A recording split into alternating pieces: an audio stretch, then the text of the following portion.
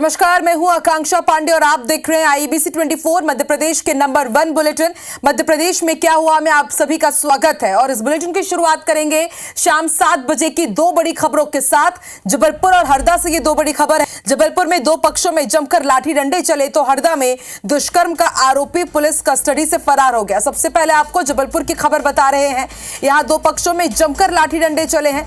पैसों के लेन देन को लेकर के विवाद हुआ और फिर विवाद मारपीट में तब्दील हो गया। पिपरिया बाजार में सरेआम आप देखिए किस तरह से मारपीट हुई है। दोनों ही पक्षों ने एक दूसरे पर आरोप लगाया है। खमरिया थाना क्षेत्र का ये मामला है। और दूसरी तस्वीर, दूसरी ब्रेकिंग आप हरदा की देख रहे हैं। ये बड़ी खबर है इस वक्त की, जहां दुष्कर्म का आरोपी पुलिस कस्टडी से फरार हो गया। आरोपी हथकड़ी सहित फरार हुआ है। छिपाबाद थाने में दुष्कर्म का आरोपी बंद था। आरोपी को पेशी के लिए कोर्ट ले जा रहे थे पुलिसकर्मी, उस दौरान यह हथकड़ी सहित फरार हो गया। पुलिस अब इस दुष्कर्म के आरोपी की तलाश कर रही है।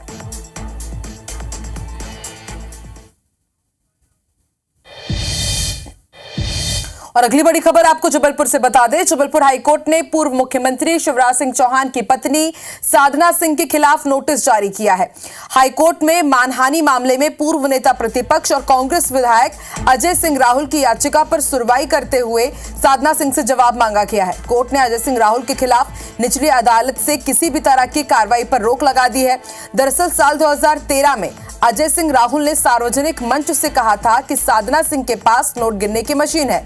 इस बयान के बाद साधना सिंह ने अजय सिंह राहुल के खिलाफ मानहानि का केस दर्ज किया था। भोपाल की एमपी एमएलए कोर्ट ने मामले में अजय सिंह पर 10,000 रुपए का जुर्माना लगाया था और उन्हें कोर्ट उठने तक अदालत में खड़े रहने की सजा सुनाई थी। इस फैसले को अजय सिंह राहुल ने हाईकोर्ट में चुनौती दी थी और अब हाईकोर्ट ने मामले में निचली अदालत के फैसले पर रोक लगा दी है और पक्षकार साधना सिंह से जवाब तलब किया गया है।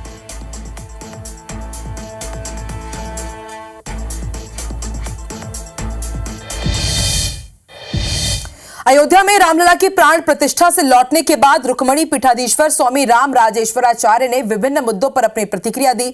स्वामी राम राजेश्वराचार्य ने मथुरा काशी को लेकर कहा कि राम मंदिर संवैधानिक पद्धति से लिया है, काशी और मथुरा भी लेंगे। जो हमारा है उसे हम क्यों छोड़ेंगे? हम सिर्फ वही मांग रहे हैं जो हमारा है। इसके साथ ही स्वामी जी ने हिंदू राष्ट्र को लेकर कहा कि हमारा देश हिंदू राष्ट्र ही है। पाकिस्तान में रहने वाले पाकिस्तानी कहे जाते हैं। जहां हिंदू बड़ी संख्या में है तो उसे भी हिंदू राष्ट्र घोषित होना चाहिए। राम मंदिर भी हमने संवैधानिक पद्धति से लिया है।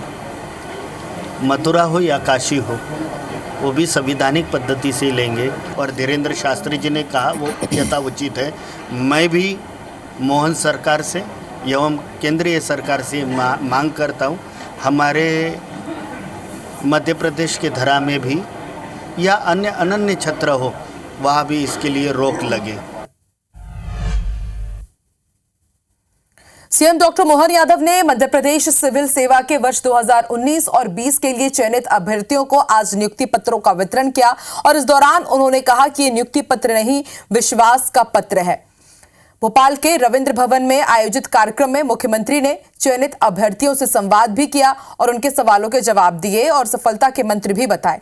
उन्होंने सभी को बधाई दी और उम्मीद की कि वो सही लक्ष्य के साथ आगे बढ़ेंगे। हमारे अपने काम के आधार पर जब हम रोज दिनचर्या बनाते हैं तो दिनचर्या में मेरे पास का रोज का काम क्या है, उस रोज के काम की प्रायोरिटी डिसाइड करेंगे। उस प्रायोरिटी में नवाचार भी जरूर जोड़े। मैं करता हूँ, उसमें कोशिश करता हूँ मेरी तरफ से। जो मिला है वो अच्छा है, उसको अच्छे से करना, लेकिन मान के चलना कि इसके बाद भी कोई अगली स्थिति, अगला मुकाम आपको बुला रही है, वहां तक जाने की ललक बनाए रखना, उसको छोड़ना मत। बीजेपी युवा मोर्चा ने देश भर में 18 से 23 साल के युवाओं को पहली बार मतदाता बनाने के लिए अभियान शुरू कर दिया है और इसे नमो नव मतदाता सम्मेलन नाम दिया गया है। राजधानी भोपाल के हिंदी भवन में इसका आयोजन किया गया। इसमें पीएम नरेंद्र मोदी और बीजेपी के राष्ट्रीय अध्यक्ष जेपी नड्डा ने पहली बार वोट डालने जा रहे युवाओं से वर्चुअली संवाद किया। पीएम मोदी ने युवाओं से कहा कि आने वाले 25 साल देश के लिए महत्वपूर्ण है। मध्य प्रदेश में लगभग 460 स्थानों पर नवो नव मतदाता सम्मेलन का आयोजन किया गया।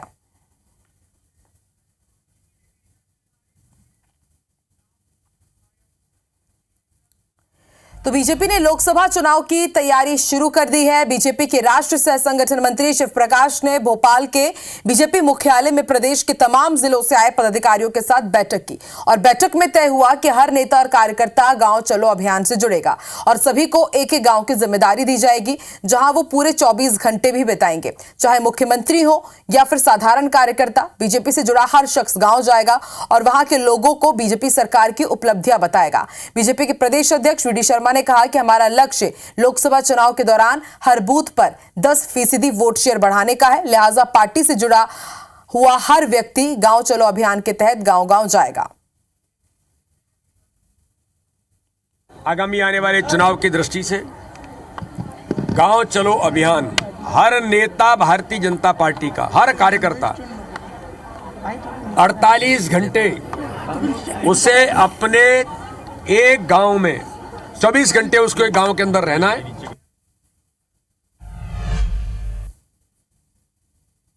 दिग्विजय सिंह के ईवीएम के डेमो पर कैबिनेट मंत्री कैलाश विजयवर्गीय ने पलटवार किया है। मंत्री कैलाश विजयवर्गीय ने कहा कि कांग्रेस को अभी से लोकसभा चुनाव में हार नजर आ रही है और दिग्विजय सिंह काफी चतुर राजनेता हैं। उनको मालूम है कि उनकी जमीन खत्म हो गई है, इसलिए वो अभी से ही बहाना बना रहे हैं। दिग्विजय सिंह जी को लग गया कि लोकसभा में हार रहे हैं और नहीं जीत सकते, इसलिए अभी से उन्होंने ग्राउंड बनाना चालू कर दिया, बहाना बनाना चालू कर दिया। दिग्विजय सिंह जी बहुत चतुर राजनेता हैं, उनको मालूम है कि उनकी ज़मीन ख़त्म हो गई, तो हवा में बात करो, लोगों को कंफ्यूज करो बस। भोपाल में गणतंत्र दिवस के अवसर पर आम जनता के लिए राजभवन खुलेगा। 25 से 27 जनवरी तक जनता राजभवन जा सकेगी। दोपहर 2 से शाम 7 बजे तक राजभवन खुला रहेगा। 26 जनवरी को सुबह 11 बजे से दोपहर 2 बजे तक राजभवन खुला रहेगा। स्वतंत्रता संग्राम सेनानियों पर आधारित चित्र प्रदर्शनी का भी यहां पर आयोजन होगा और सांस्कृतिक कार्यक्रम और कठपुतली शो भी यहां पर प्रदर्शित किए जाएंगे। प्रदर्शनी स्थल पर देश की उपलब्धियों को 3D सेल्फी बूथ के जरिए भी यहां पर प्रदर्शित किया जाएगा और 3D सेल्फी बूथ भी यहां लगाए गए हैं।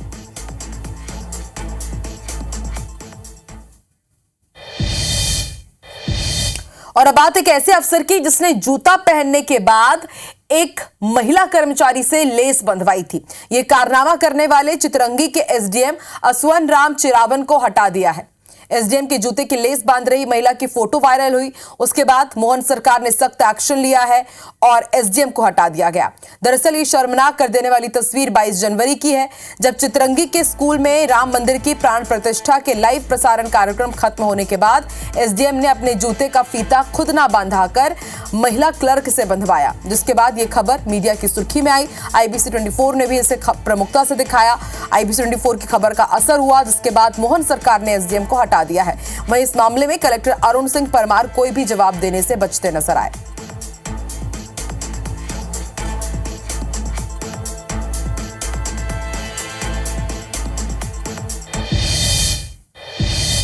इंदौर में वन विभाग की कई कोशिशों के बाद भी तेंदुआ पकड़ से बाहर है। तेंदुआ रोज अलग अलग इलाकों में दिखाई दे रहा है। तेंदुए के कारण अब नैनौद और इंफोसिस के आसपास के इलाकों में दहशत का माहौल है। तेंदुए की मूवमेंट के चलते वन विभाग ने भी बच्चों को अकेले में ना निकलने की हिदायत रहवासियों को दी है। दरअसल 9 दिन पहले तेंदुआ इंफोसिस इलाके में दिखाई दिया था। इसके बाद लगातार तेंदुआ आसपास के ग्रामीण इलाकों में लोगों को दिखाई दे रहा है। हालांकि इतने दिन बीत जाने के बावजूद वन विभाग को तेंदुए के कोई खास सुराग नहीं मिले हैं। अब वन विभाग थर्मल ड्रोन के जरिए तेंदुए की तलाश कर रही है। पूरी रेस्क्यू टीम आ चुकी है और अभी जो हमें कॉलोनी वालों ने बताया कि ये पाइप में हो सकता है, संभावना है, तो अभी नेट लगा के उसमें मैं फटाके छोड़ूंगा। अगर यहाँ पे नहीं होता तो हम फिर ये जो आसपास का क्षेत्र पिछले 4-5 दिन से लगातार इसकी लोकेशन देखने को मिल रही है। थर्मल ड्रोन भी मैंने भी हायर किया है और मैं वहाँ मिलिट्री कैंपस से भी बात कर रहा हूँ, मिलिट्री वालों से।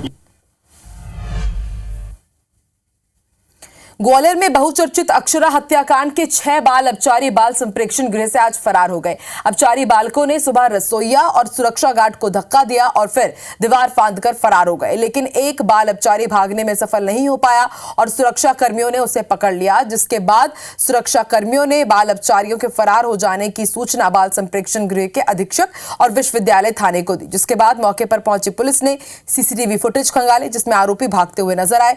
इधर आरोपियों के फरार हो जाने के बाद अक्षरा की सहेली सोनाली के घर पर पुलिस सुरक्षा बढ़ा दी गई है और पुलिस आरोपियों की तलाश कर रही है।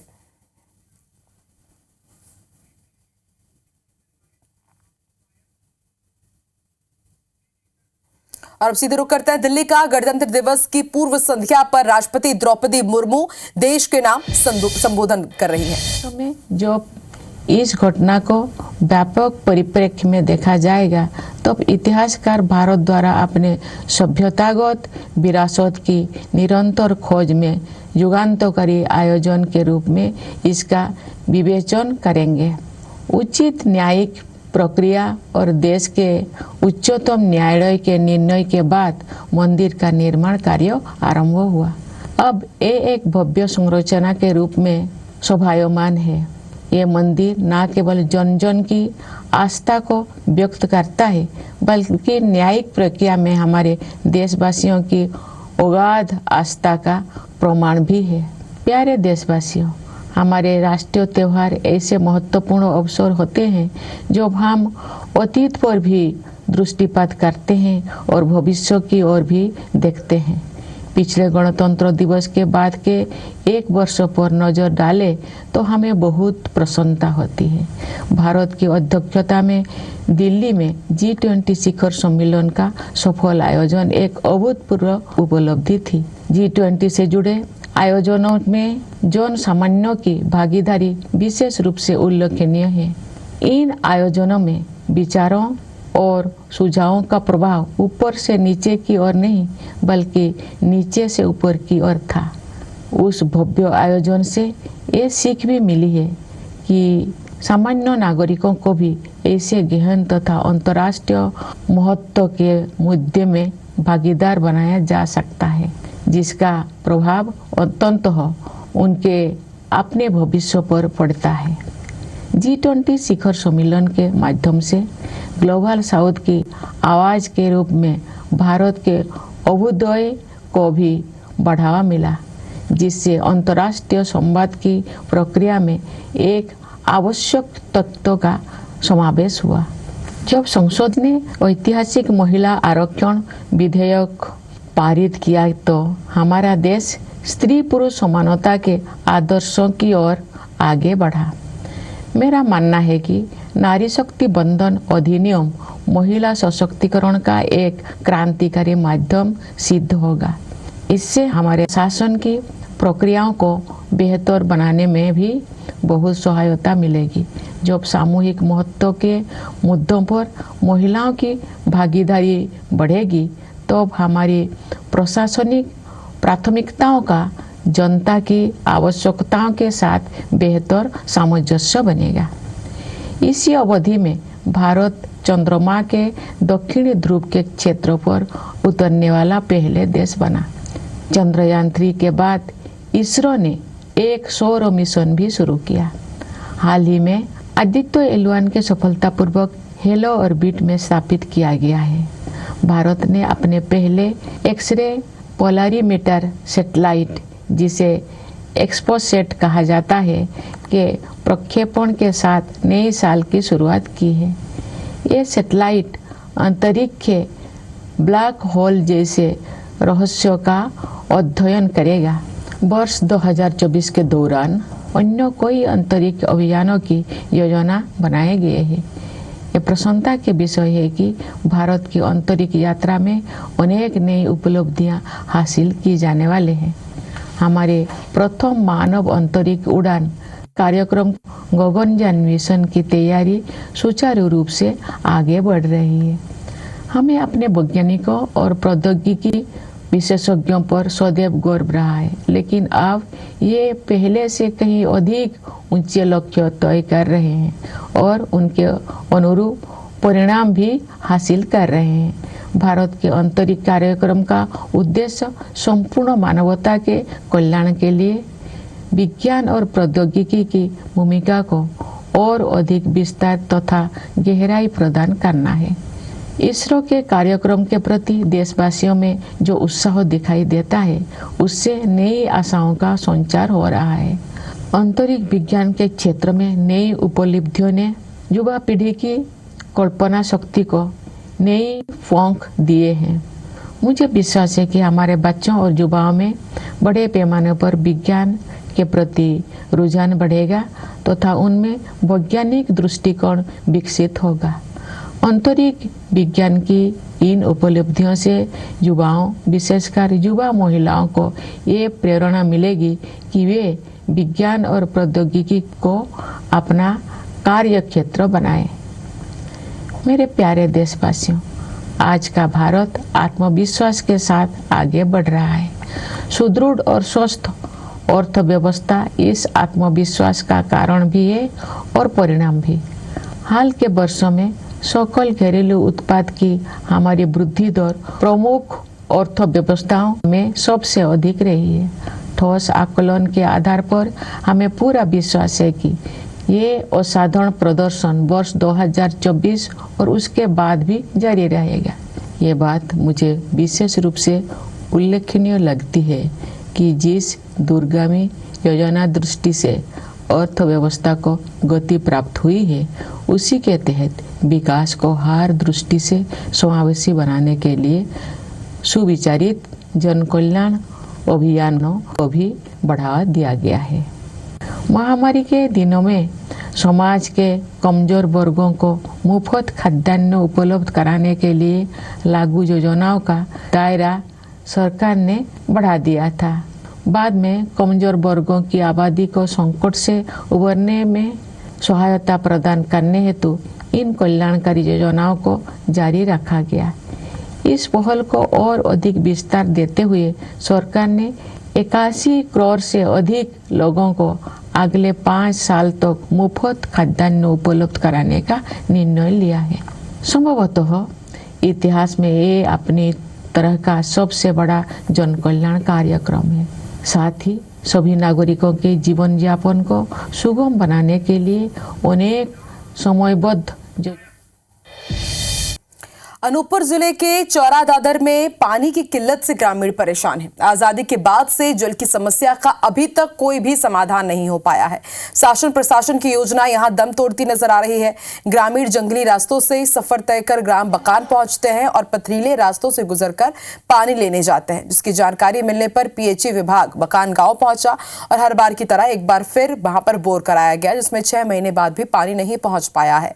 परेशान अभी भी है वहां के ग्रामीण और शासन की जल जीवन मिशन योजना पर सवाल उठ रहे हैं। बरसात में तो कुछ चल जाते हैं, ये गर्मी आती है तो बहुत समस्या है। यहाँ पानी का समस्या तो है ही है।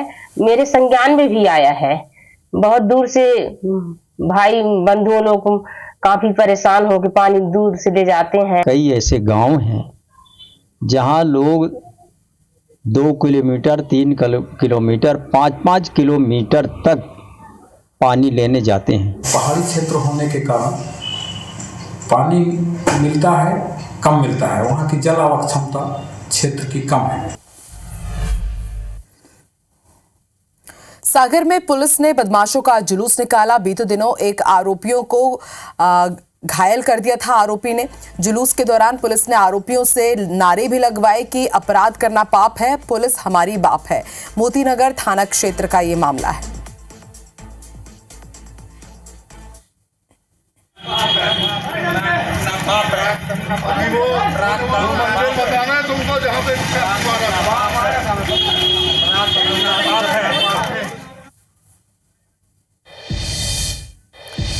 और मध्य प्रदेश के बुलेटिन में फिलहाल इतना ही। आगे देखिए छत्तीसगढ़ का नंबर 1 बुलेटिन राहुल सिन्हा के साथ। हमर बानी हमर गोठ। मुझे दीजिए इजाजत। नमस्कार।